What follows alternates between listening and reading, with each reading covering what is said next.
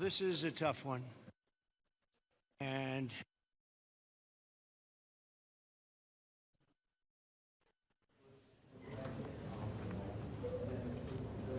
we just were making a little tour of the area. It's hard to believe the devastation. Trees that are 100 years old just ripped out of the ground.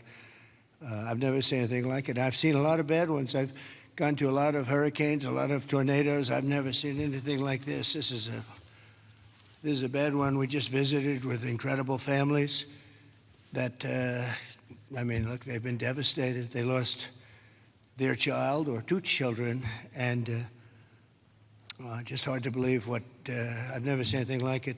A little narrow river that becomes a monster, and that's what happened. But the First Lady and I are here in Texas to express the love and support and the anguish of our entire nation in the aftermath of this really horrific and deadly flood. Nobody has any idea how and why a thing like this could happen.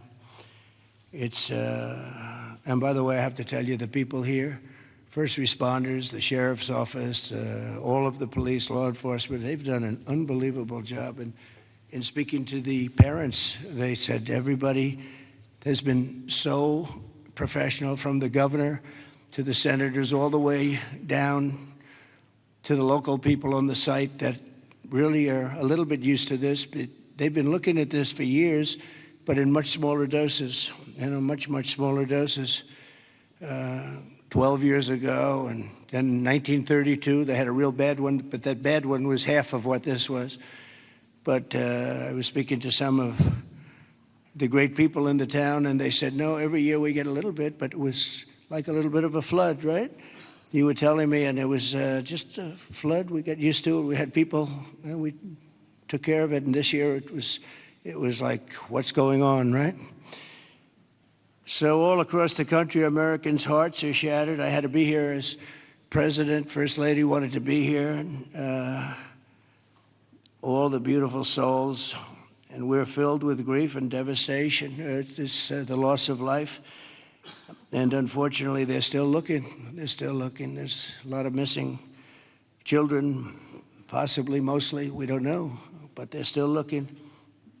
And they'll find everybody, but it's not an easy thing. You would think it would be easy. It's very tough. I looked at what they're going through, what they have to do.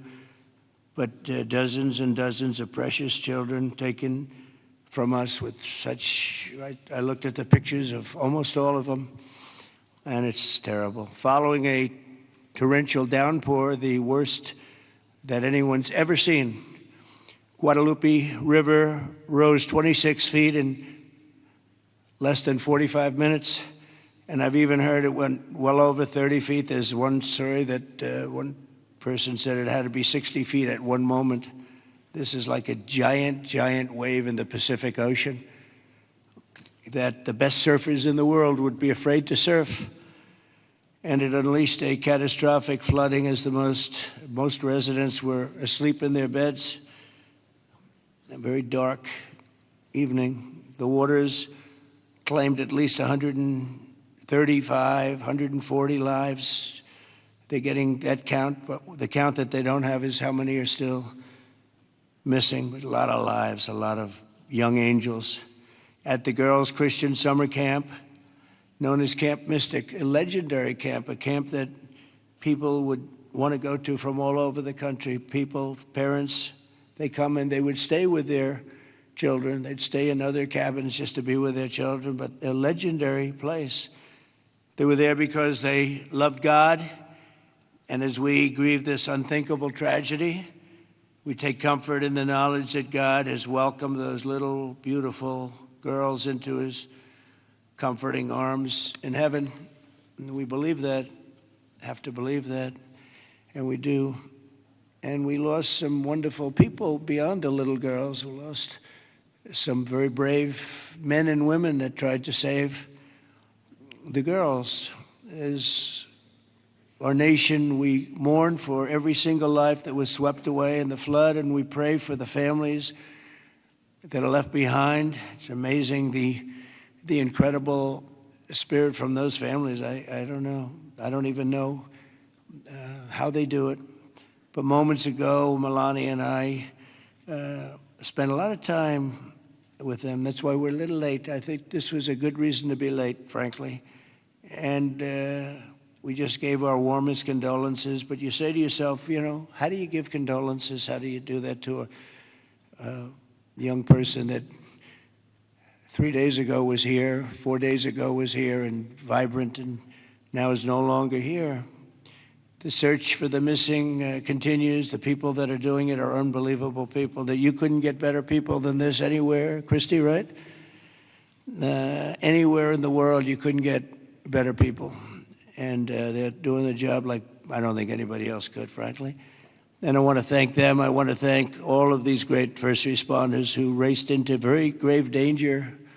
We have some people that were incredible. The single Coast Guard rescue crew saved an incredible 169 children at Camp Mystic, 169. And the camp staff was also incredibly courageous. Are those Coast Guard people around here someplace? Because I hear some incredible people. And I actually, Scott Ruskin, is he around? Where's Scott? He's not here right now, sir, but he will be here later, and I will be okay. Well, you let him know. with some, I'll let him and know. John Dunn, the owner of the Hunt store, was a flood. Where are you? Okay, good.